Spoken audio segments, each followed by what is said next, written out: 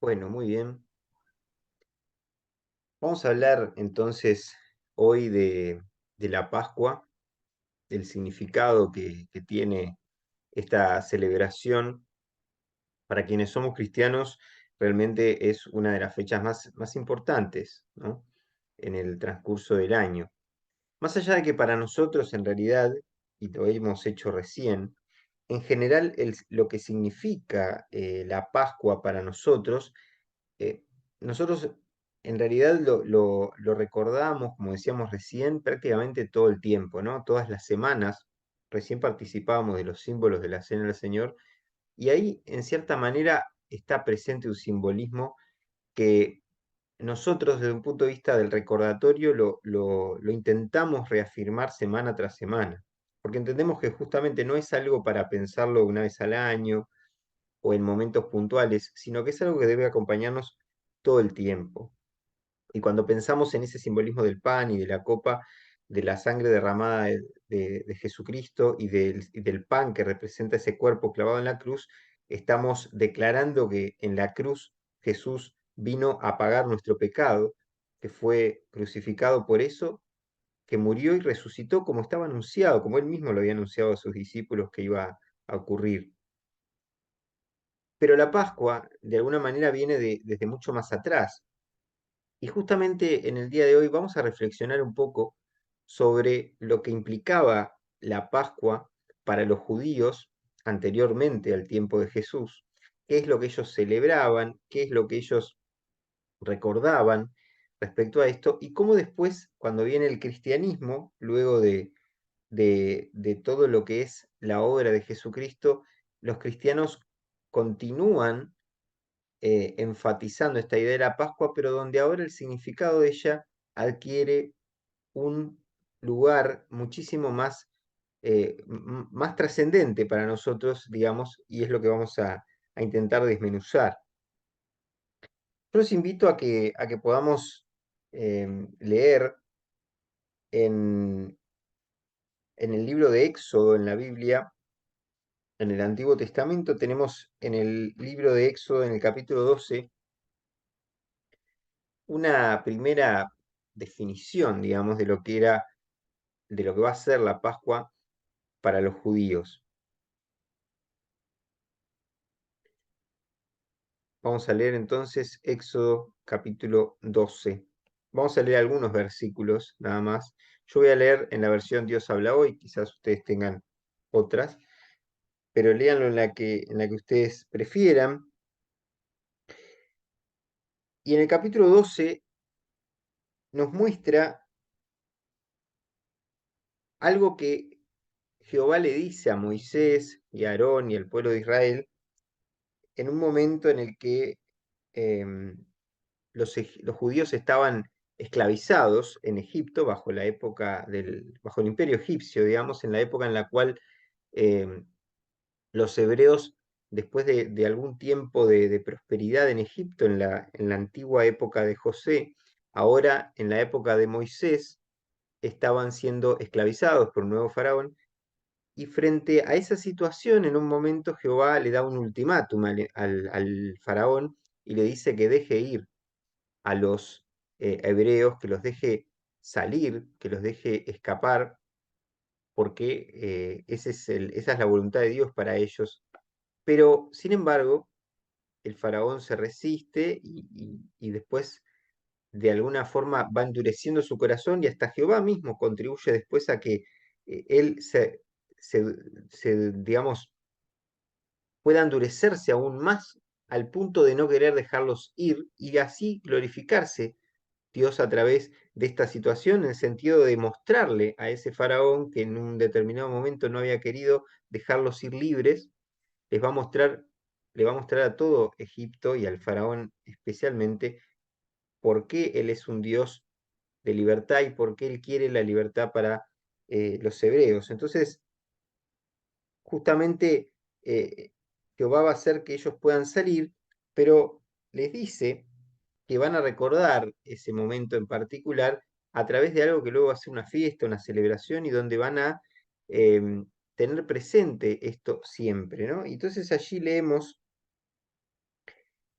en el versículo 2 del capítulo 12 de Éxodo dice lo siguiente: este mes será para ustedes el principal, versículo 2, el primer mes del año. Díganle a toda la comunidad israelita lo siguiente: el día 10 de este mes cada uno de ustedes tomará un cordero o un cabrito por familia, uno por cada casa, y si la familia es demasiado pequeña para comerse todo el animal, entonces el dueño de la casa y su vecino más cercano lo comerán juntos, repartiéndoselo según el número de personas que haya y la cantidad que cada uno pueda comer.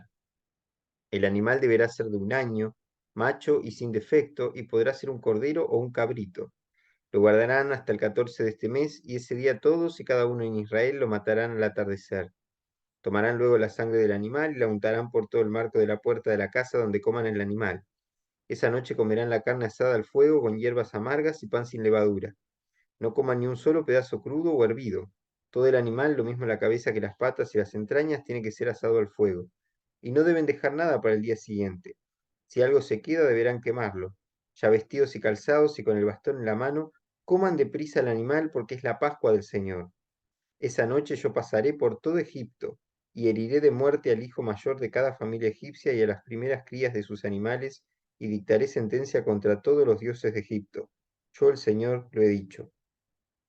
Y mire lo que dice acá en el versículo 13. Quería recalcar esta idea. Dice: la sangre les servirá para que ustedes señalen las casas donde se encuentren. Y así, cuando yo hiera de muerte a los egipcios, ninguno de ustedes morirá, pues veré la sangre y pasaré de largo. Este es un día que ustedes deberán recordar y celebrar con una gran fiesta en honor del Señor. Lo celebrarán como una ley permanente que pasará de padres a hijos. Hasta acá vamos a leer. Se dan cuenta que frente a esta situación en la cual iba a pasar Dios mismo, en algunos momentos se dice que pasa el ángel de la muerte y visita todas esas casas, y los judíos, los hebreos, van a pintar con esa sangre, digamos, los dinteles de las puertas, y va a hacer una señal para que cuando pase por las casas de los hebreos, esa sangre pintada en la puerta de alguna manera va a ser una señal, un símbolo de que por ahí no debe ingresar la muerte sobre ellos, ¿no? Sino que va a caer sobre otros, pero no sobre ellos.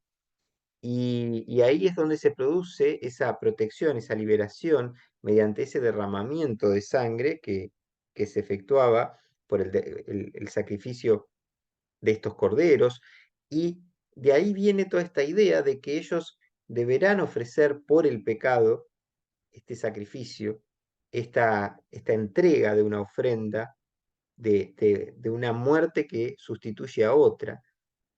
Y con el tiempo nosotros vamos a ir entendiendo que esto lo que significaba espiritualmente es que todos en realidad merecemos la muerte, todos estamos alejados de Dios, todos somos pecadores. El pecado es esa carga original que traemos con nosotros que nos separa de Dios y que nos lleva a cometer distintos tipos de actitudes pecaminosas, sean de pensamiento, sea de palabra, de hecho, de la manera que fuere. Son diferentes formas de pecaminosidad que se van mostrando prácticamente en un pecado original que traemos con nosotros desde tiempos remotos. Entonces, acá lo que había era una ofrenda de sacrificio por el pecado y por la posibilidad de que Dios, a pesar de eso, no me tome en cuenta esto. Y de hecho, la palabra Pascua para algunos tiene una etimología que justamente viene del hebreo, ¿verdad? Pero se ha traducido de muchas maneras, y algunos dicen que significa algo así como pasar de un salto, dicen algunos, y otros dicen que significa pasar por alto. En cualquier caso, lo que implica es o que yo logro saltar un impedimento mediante un salto y pasar a otro lado, o que se pasa por alto, digamos, y de ahí viene también la expresión, pasar por alto, es decir, yo paso por arriba de algo, y ese pasar por alto a su vez implica hacia mí que se me pasó por alto algo que me correspondía. Por ejemplo, tener un muro, una cerca, algo delante de mí que me impide pasar. Bueno, de alguna forma los hebreos van a recibir ese pasar por alto y ese dar un salto hacia la liberación, que se le da mediante este simbolismo de pintar con sangre los dinteles de las puertas. Pero ¿qué pasa después? Todo esto se va celebrando, se va recordando, ellos son liberados de Egipto, logran salir con Moisés, ustedes conocen la historia, hoy no vamos a hablar a fondo de eso, pero pasa el tiempo, pasan miles de años y cuando llegamos a la época de Jesús, ya los judíos en ese momento seguían celebrando la Pascua, pero cuando Jesús interviene en la historia humana y empieza a desarrollar su ministerio, él va diciendo que él va a morir, que él va a ir a morir a la cruz. Y los discípulos no lo entendieron al comienzo. No entendieron que él venía a anunciar que él tenía que morir. ¿Por qué? Porque el plan de Dios era enviar a su Hijo Jesucristo a morir en la cruz por cada uno de nosotros, para que ahora ya esos sacrificios parciales que después el sacerdote en el pueblo hebreo, posteriormente a esta Pascua, empiezan a hacer un sacrificio al año, donde los sacerdotes ofrecen la ofrenda por el pecado del pueblo, que les permite la expiación, y entonces se producía así la liberación de sus pecados año a año. Pero cuando viene Jesús, que Jesús celebra como un judío común y corriente todo esto, pero de alguna forma él muestra que él ahora viene a terminar un ciclo y empezar otro. Y justamente lo que hace es terminar este ciclo basado en la ley para iniciar un nuevo ciclo basado en la gracia. ¿Y qué es este nuevo ciclo? ¿Qué es la gracia? La gracia es la posibilidad que Dios nos da de recibir el perdón, la liberación y todo eso sin ofrecer ningún sacrificio, sin tener que ofrendar nada para que ese perdón y esa liberación y esa restauración venga sobre mí, porque ahora ya ha sido ofrecido el sacrificio. Y es lo que Jesús hace. Cuando Él va a la cruz y entrega su cuerpo y derrama su sangre, esa sangre derramada es la que nos va a limpiar de todo pecado, que ya ahora será como la sustitución de esa primera sangre que ocupaba los dinteles de las puertas, que en cierta forma representa también el cuidado sobre un hogar, sobre una casa, sobre una persona. Pero ahora Jesucristo lo ofrece a todos mediante su muerte en la cruz. Toda persona tiene la posibilidad de acceder a esa gracia, de acceder a ese perdón. Y no es que antes no lo podía obtener cada persona, lo podía obtener, pero tenía que de alguna manera creer, ¿verdad? ¿Y qué ocurría? Esos sacrificios individuales que se hacían solamente pudieron haber tenido un sentido cósmico, por decirlo de alguna forma, si en algún momento Jesucristo llegaba a la cruz. Es decir, el sacrificio de la cruz vale para los que vienen después de él, como nosotros, pero también para los que vinieron antes. Es decir, todo eso que los hebreos habían hecho en aquel momento, si Jesucristo no hubiera ido a la cruz en el futuro, no hubiera tenido eh, un impacto real sobre sus vidas, porque es la gracia la que siempre ha salvado a los seres humanos. No es que antes la ley los salvaba, porque nadie puede cumplir la ley. La gracia es lo que nos salva siempre. Pero en la era de la ley, cuando estaba vigente eso, ellos todavía tenían que mantener esos sacrificios porque sabían que algún día alguien iba a venir a cumplir eso que ninguno de nosotros puede cumplir, que es poder realmente no pecar o poder realmente pagar nuestro pecado o poder realmente ofrecer una ofrenda realmente completa para pagar nuestro pecado. Y es lo que Jesús hace. Solamente Dios mismo podía pagar eso. ¿Y por qué lo hace? Lo hace por amor, ¿no? Se entrega en la cruz, ofrece su vida voluntariamente para que tu pecado y el mío quedaran pagados, para que tu vida y la mía adquirieran significado, para que tu vida y la mía, perdón, dieran un salto hacia la resurrección, un salto de muerte a vida, un salto de estar muertos en el pecado, muertos a nuestra condición humana, y luego de ahí dar un salto a la vida, ¿no? Y por eso nosotros recordamos su muerte y su resurrección en esta semana especialmente, aunque lo hacemos todos los domingos, pero esta semana particularmente declaramos realmente que Jesús resucitó, que ha venido a darnos vida y que es una vida eterna, no es una vida en la cual nosotros pasemos por este mundo y luego pasemos al polvo. para Dios, nosotros cuando volvemos al polvo, un día se podrá cumplir la posibilidad de la resurrección cuando nosotros realmente hayamos tenido esta redención. Es decir, todos nosotros nos vamos al polvo cuando morimos y nos queda un destino eterno, un destino que puede ser de salvación con Dios por toda la eternidad o un destino de condenación lejos de Él por toda la eternidad. Entonces, nosotros tenemos que elegir qué camino queremos recibir. ¿Queremos entregar nuestra vida a Jesucristo? ¿Queremos que nuestros pecados sean perdonados? ¿O queremos vivir como si nuestra vida pudiera salvarse por sí misma? Si creemos eso, va a terminar pasando como pasó con los egipcios, en ese momento en el que pasa el ángel y el Señor mismo pasa y, eh, y se produce la muerte de tantos egipcios, porque nosotros estamos condenados por el pecado a la muerte eterna. El problema es que si adquirimos, o mejor dicho, la esperanza es que si adquirimos esa redención, esa posibilidad de recuperar en nuestra naturaleza lo que nunca deberíamos haber perdido, que era esa comunión total e íntima con Dios. Entonces, si nosotros le entregamos nuestra vida, si le pedimos perdón por ese pecado, si podemos realmente abrirle nuestro corazón y nacer de nuevo a la vida en Cristo, entonces nuestro pecado se limpia por la sangre de Jesucristo que un día en la cruz fue pagada. Y entonces nosotros podemos hacernos, digamos, personas destinatarias de esa sangre que viene a nosotros porque la sangre representa la vida. La sangre es la vida de Jesucristo derramada y que al derramarse nos limpia de todo pecado y nos entrega sustituyendo su vida por la nuestra. Pero no lo podía hacer ningún ser humano, eso lo tenía que hacer Dios mismo. Pero Dios podía haber dicho, ¿por qué voy a salvar a estos seres humanos? Son creados por mí, sí, pero han ido por otro camino. Pero Dios, como nos amó, y como nos ama, y ama a toda persona, a toda criatura creada por Él lo ama, y por lo tanto quiere que nazca de nuevo, quiere que pueda volver a la comunión con Él, entonces Él te ofrece, porque te ama a vos, te ama muy profundamente, me ama a mí, y te ofrece la posibilidad de esta redención y de esta salvación. Y eso es lo que hizo Jesús cuando fue a la cruz. Y nosotros podemos decir, pero ¿y qué pasó hace 2000 años? ¿Realmente Jesús murió y resucitó? ¿Cómo sabemos eso? Bueno,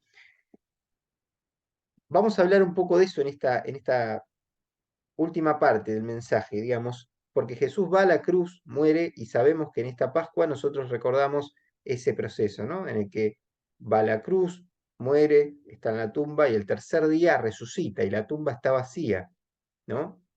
Y este es el mensaje que proclaman los discípulos de Jesús de ahí en más y que queda ese mensaje que va pasando de generación en generación hasta hoy, donde se dice la tumba está vacía, Jesucristo resucitó y según leemos en los evangelios, él reunió a sus discípulos después y les dijo, vayan por todo el mundo, prediquen este evangelio, este mensaje de buena noticia, llévenlo por todo el mundo, hagan discípulos para mí, bautícenlos en el nombre del Padre, del Hijo y del Espíritu Santo, enséñenles a guardar todas las cosas que les he mandado y yo estaré con ustedes todos los días hasta el fin del mundo. Es decir, les dio esta encomendación, los dejó que siguieran propagando este mensaje con la promesa de que un día iba a volver y subió al cielo.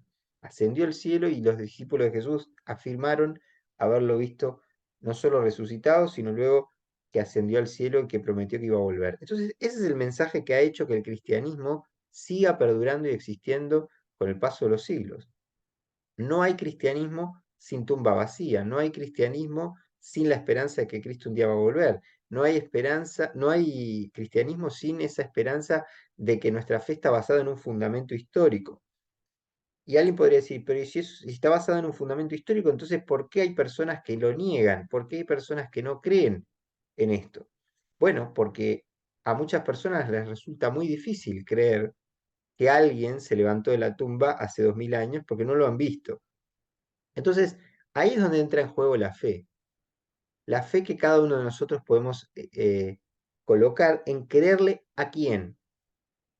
En creerle básicamente, obviamente, a Dios, pero creerle al testimonio de aquellos que realmente lo vieron resucitado, que realmente lo vieron.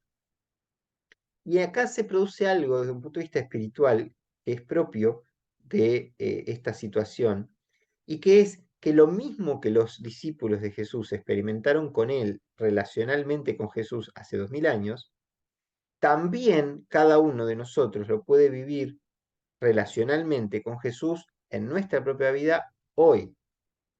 Y esto es muy importante, porque hay personas que a veces piensan que, bueno, eso fue lo que pasó con los discípulos, fue su fe, pero no tenemos manera de confirmarlo nosotros. Bueno, primero nosotros tenemos que creer en ese testimonio. Si queremos tomar en serio este concepto, tenemos que creer en ese testimonio, poder creer a lo que ellos afirmaron y luego entregarle nuestra vida. Porque alguien dice, bueno, está bien, yo ya creo, pero ¿y qué tengo que hacer?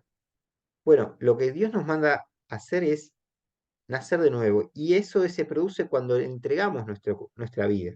Cuando reconocemos y confesamos que somos pecadores, que necesitamos nacer de nuevo, que necesitamos que Jesucristo venga a nuestra vida, que nos dé vida eterna, que nos haga saltar de muerte a vida, justamente, que es lo que significaba la Pascua, que pase por alto nuestro pecado, como también significa la Pascua, y que nos dé la posibilidad de esa liberación. Y cuando hacemos esto, empieza en nuestro interior a ocurrir un cambio. Todos los que lo hemos experimentado podemos dar testimonio de que empieza a haber un cambio en nosotros, donde empezamos a darnos cuenta espiritualmente de que eso mismo que los discípulos escribieron acerca de Jesús hace 2000 años, se cumple en nuestra propia vida hoy de la misma manera. Aunque no veamos visiblemente a Jesús, sí lo estamos vivenciando espiritualmente mediante alguien que ocupa su lugar hoy en nosotros, que es el Espíritu Santo. El Espíritu Santo no es una idea, no es una metáfora, no es un concepto. El Espíritu Santo es una persona que es espiritual y por lo tanto no se puede pensar materialmente, pero es una persona que habita en nosotros cuando le entregamos la vida a Jesucristo. Y por eso el Padre, el Hijo, el Espíritu Santo son Dios viniendo a revelarse a nosotros. Jesucristo se reveló visiblemente a sus discípulos, el Espíritu Santo se revela visiblemente a nosotros hoy, cuando nacemos de nuevo, cuando le entregamos nuestra vida. Y por eso, cuando vivimos la vida en Cristo, vivimos la vida en el Espíritu con mayúscula, la vida en el Espíritu Santo, quiere decir una vida donde tenemos una comunión literal con Dios, no es una comunión simbólica, es una comunión literal, donde lo vivenciamos y vivenciamos experiencias muchas veces sobrenaturales, milagros, experimentamos vivencias espirituales que no entendíamos antes, y empezamos a vivenciar y a discernir y a tener otro tipo de concepción de lo espiritual que solo se produce cuando nacemos de nuevo. Por lo tanto, hoy Dios te llama a nacer de nuevo si no naciste de nuevo. Dios te llama a que tomes esta decisión. Y yo quería leer este pasaje de Juan capítulo 20, los invito a ir a Juan 20, y con esto vamos a ir redondeando. En Juan 20 nos encontramos con ese momento en el cual, luego de la muerte de nuestro Señor Jesús, se produce la resurrección de Jesús al tercer día, como había anunciado, y algunas personas lo van encontrando y primero dudan, porque realmente, aunque Jesús ya se los había anunciado a los discípulos, ellos no terminaron de entender ni terminaron de creerlo. Y cuando lo ven resucitado, tienen que entregarse a la evidencia. Y puede ser que en tu vida hayas sido incrédulo hasta el momento, puede ser que hayas sido escéptico o que tengas dudas, pero cuando se nos presenta la evidencia frente a nuestros ojos, entonces cambiamos, porque nos damos cuenta de que es una realidad verdadera la que estamos experimentando, que antes creíamos que no lo era, pero llega un momento en el que si aceptamos que Dios se nos revele, empezamos a vivenciar esto. Es un tema espiritual. Nadie te lo va a poder mostrar de manera literal hoy si vos no abrís tu corazón a querer creerlo. Porque la fe finalmente tiene que ver con una decisión, con aceptar creer. Hace unos días atrás falleció María Kodama, la viuda de Jorge Luis Borges, y yo tuve la oportunidad de conocerla en un par de ocasiones, conversé con ella, y me acuerdo que una vez hablé con ella en un evento, en un congreso, y ella, hablando de que tanto ella como Borges eran agnósticos, y yo le compartí mi fe y le dije que yo era cristiano, y me dice, vos tenés algo que nosotros no tenemos, que es que los agnósticos no podemos creer, porque siempre vamos a querer llegar a Dios, pero por un medio por el cual nunca lo vamos a poder alcanzar. que es la razón simplemente, ¿no? Y yo le compartí mi fe y bueno, no sé qué habrá pasado realmente por el corazón de ella, tampoco sé lo que habrá pasado por el corazón de Borges antes de morir. Me llamó la atención el otro día cuando vi que hablaron del funeral íntimo de ella, que decía que hubo una especie de ceremonial religioso en el funeral, eso me llamó la atención, pero quizás ella cambió de idea en algún momento de su vida, pero manifestaba esta idea, ¿no? De como que es una actitud de buscar a Dios desde la razón, pero que vos ya sabés cuál es el camino final, ya sabés el destino, ya sabés que termina en un callejón sin salida, porque si no hay un salto a la posibilidad de creer por decisión, entonces nunca Dios se te va a revelar. Pero cuando en cambio abrís tu corazón al hecho de darle el beneficio de la duda a Dios, y decir, bueno, Señor, si sos real, creo en ti, tomo esta decisión, mostrate a mi vida y mostrame que sos real. Bueno, cuando uno toma esta decisión y le entrega su vida por fe, empiezan los cambios, porque Dios empieza a mostrarse gradualmente y empiezan a producirse cambios que no esperábamos en nuestra vida, cambios siempre positivos, cambios para bien, donde nuestra vida empieza a transformarse. Y acá en Juan 20 dice,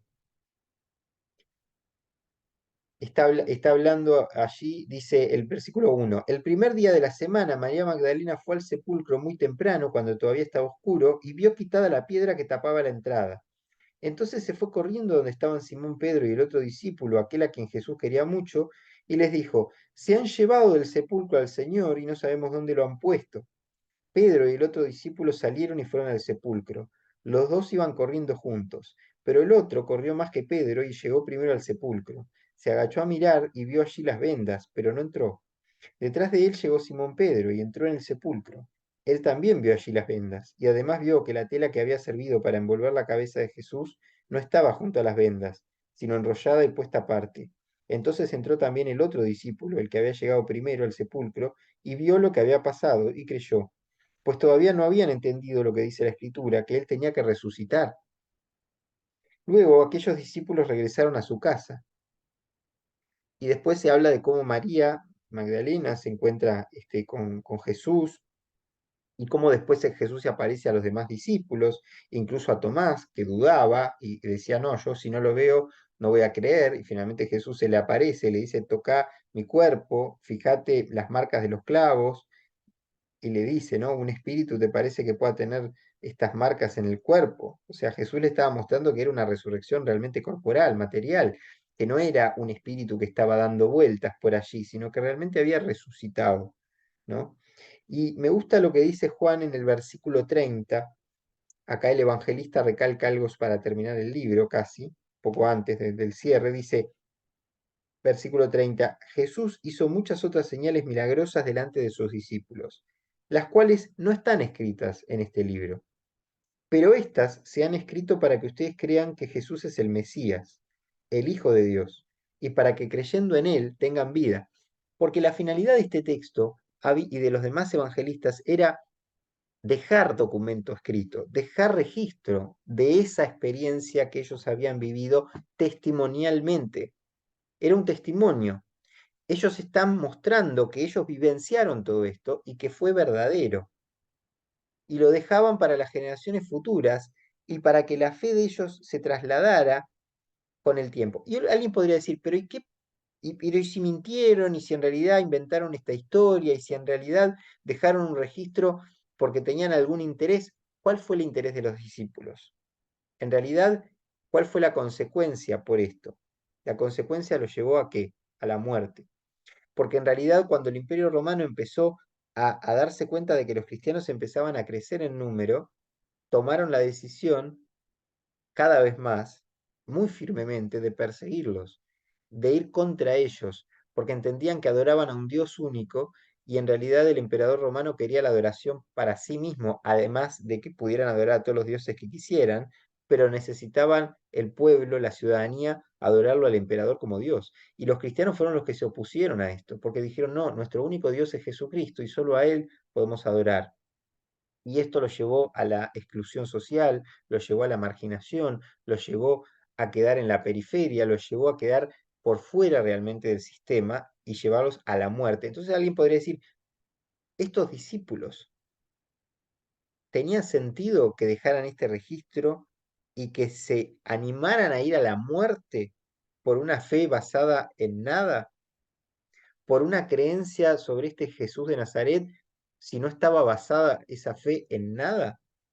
Y bueno, vamos a terminar justamente con un pequeño fragmento que quisiera compartir con ustedes de una película que en ocasiones muchos hemos visto, pero quizás muchos no la conozcan, que es una película que hizo George McDowell hace muchos años, que es una persona que era agnóstico en muchos años de su vida y en un momento tiene una conversión a Cristo por una serie de experiencias y él se dedica a investigar las bases históricas de la fe y todo esto que estamos hablando y llega a una conclusión y es que el testimonio de los discípulos realmente es prueba, entre muchas otras cosas, de que realmente Jesús resucitó. Y vamos a ver un pequeño fragmento de la película donde él recrea una de las tantas charlas que daba en universidades desde hace muchos años y donde en esta oportunidad habla con un estudiante que justamente no puede entender todo esto y le pregunta.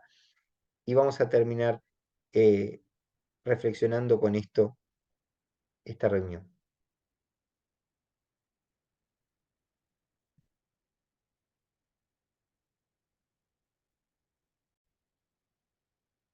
¿Se ve bien ahí?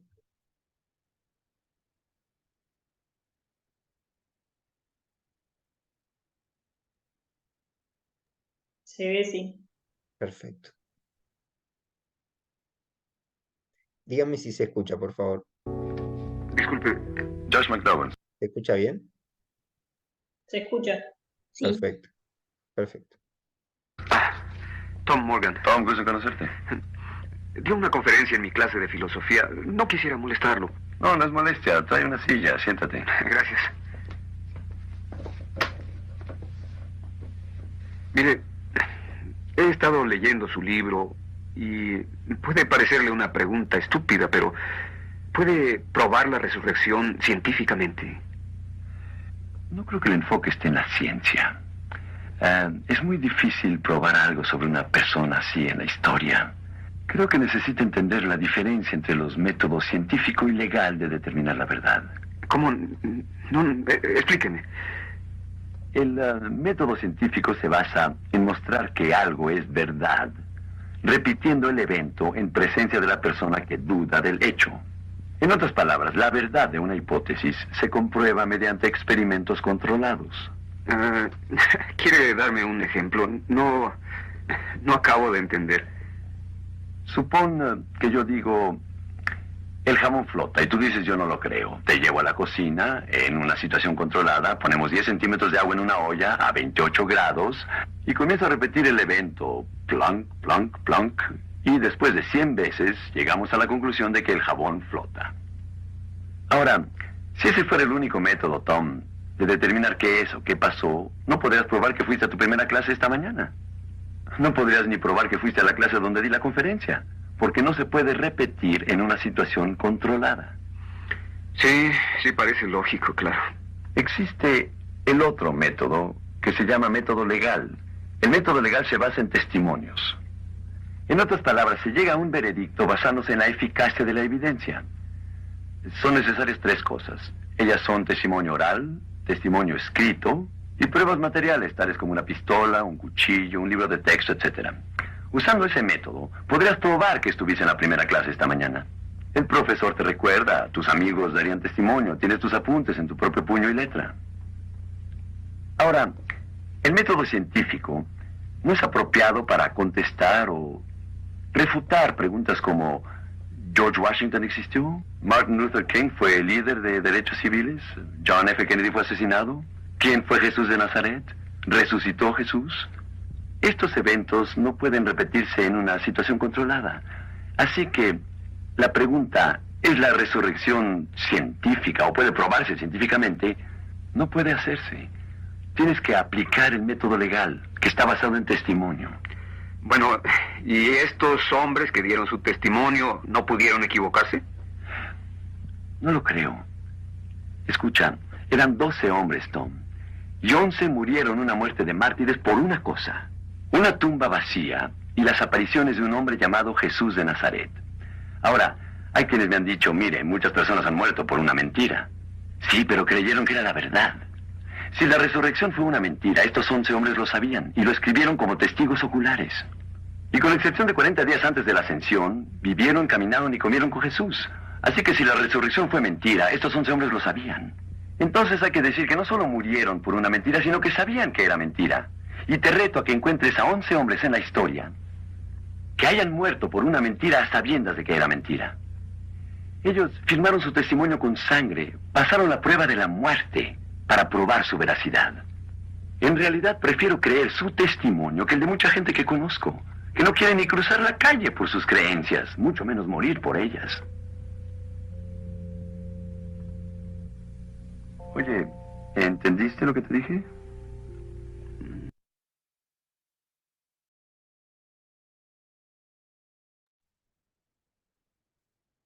Muy bien, bien. Bueno, creo que quedó claro, ¿no? Como veíamos acá en en el fragmento de esta película, McDowell explicaba un poco este tema que decíamos, ¿no? Cómo los discípulos de alguna manera probaron con su propia muerte el testimonio de lo que habían vivenciado, ¿no? Y esto lo sabemos por distintas fuentes, ¿verdad? Externas a la Biblia, incluso donde vemos cómo después, y cuando uno rastrea y ve todo lo que es la historia del Imperio Romano, posteriormente ve el combate que hay hacia el cristianismo a medida que va creciendo. Quizás en el primer siglo las fuentes son menores porque claramente no era ni siquiera una amenaza, no era algo realmente importante, están los documentos bíblicos, y algunas otras referencias como Tácito, Suetonio, Plinio el joven, por ejemplo, y Flavio Josefo, en el caso de los judíos, que también, y después, bueno, toda la literatura judía, donde claramente hay un combate a los discípulos de Jesús, pero después, a medida que el cristianismo va avanzando, las fuentes son cada vez mayores, porque empiezan a ver, eh, empiezan a darse cuenta los romanos de que realmente esta población va creciendo. Y todo basado en esa resurrección que los primeros discípulos dijeron haber visto realmente de Jesús. Pero si hubiera sido simplemente un testimonio, capaz que hubiera quedado ahí, si realmente no hubiera sido verdadero, ¿verdad? Pero nosotros, una cosa que decíamos hoy es, eso mismo que ellos vivenciaron, nosotros también lo podemos vivir hoy. Y ese es el desafío, que nosotros hoy decidamos creer en esto mismo y decidamos darle el beneficio de la duda al Señor si no creímos en Él. Y si creemos realmente en Él, bueno, decidir renovar nuestra manera de verlo cada día, renovar nuestra posición frente a la fe. Decir, yo quiero vivir realmente para Dios de manera distinta, quiero ser parte de ese mundo, de esa familia de Dios donde esos discípulos expresan su fe viviendo en comunidad, como familia, que es lo que nosotros intentamos hacer, y llevar este mensaje a otros. Porque tantas personas hay que necesitan escuchar esto, que están atados por sus propias pasiones, atados por sus vicios, atados por sus debilidades, atados por la falta de paz, atados por las esclavitudes que se van configurando a su alrededor en el mundo de hoy, ¿no? Tantas personas, tantas cosas que hemos visto antes y después de la pandemia que han sacado a la luz lo más tremendo de los seres humanos y nosotros hoy podemos vivir distinto, podemos cambiar nuestra perspectiva de la vida, podemos planificar nuestra vida desde otro fundamento, edificando nuestro hogar, nuestra casa, desde la roca que es Cristo, ¿no? Ahí está esa historia que Jesús contó, donde dijo, el que edifica la casa sobre la roca, que es Él, ¿no? Nunca va a caer porque va a estar anclado en un fundamento firme. En cambio, los que basan su vida en ideas temporales, en ideologías, en concepciones que son triviales o que pasa el tiempo y cambian, cuando vengan los vientos, las tormentas, los problemas de la vida, va a ser como esa casa que está anclada que está cimentada sobre la arena y se derrumba. En cambio, si tu vida está cimentada sobre la roca, entonces no va a caer. Así que el Señor nos bendiga a todos y podamos realmente pensar en esto. Y el desafío es que Cristo pueda realmente ser ese Jesús resucitado pueda hoy resucitar en tu corazón, resucitar en tu vida, mostrarte que Él puede darte el cambio de muerte a vida, puede hacerte saltar de las tinieblas a la luz. Y que cuando te toque partir de este mundo, sea cuando sea, vas a estar en plena y total comunión con Él. Y por lo tanto, la muerte va a ser solamente un paso a la verdadera vida. Así que Dios realmente nos bendiga y podamos entender esto. Y este es el mensaje de hoy. Que entendamos el amor de Dios, que entendamos cómo quiere cambiar nuestra vida para bien y que todo eso se logró por lo que Jesús hizo con su muerte y su resurrección. Así que oremos. Señor, gracias porque nos reuniste hoy a través de este modo, Señor, que nos has provisto de virtualidad, donde podemos comunicarnos de distintos lugares del país, de distintos lugares, de distintas zonas. Podemos estar juntos, Señor, escuchando tu mensaje. Podemos oír tu palabra, Señor. Podemos entender que la Pascua es algo que en todo el mundo, en muchos lugares del mundo, hoy se celebra, Señor. Estamos recordando esto, pero mucha gente cree que esta es la semana de turismo, cree que esta es la semana de la cerveza, cree que esta es la semana criolla, o cree que simplemente es un día más. Sin embargo, nosotros queremos recalcar que queremos reafirmar, Señor, nuestro compromiso contigo, como cada día, Señor, lo queremos hacer, propagando este mensaje en los 365 días del año, mostrando que Jesús vino para darnos vida, vida abundante, vida de gozo, de paz, de libertad, y que quiere lo mejor para nosotros. Pero nos tenemos que dar un paso, tenemos que poner algo de nuestra parte, tenemos que pagar el precio de creer, pagar el precio de aceptar su gracia, ese regalo no merecido, pero que hay un precio que pagar, que es jugarnos por esa gracia, jugarnos por esa fe, decidir tomar nuestra cruz y seguir a Cristo cada día. Que este mensaje toque nuestros corazones, los que estamos hoy y los que escucharán este mensaje. Gracias por tu amor, Señor. Te entregamos todo. En el nombre de Jesús. Amén.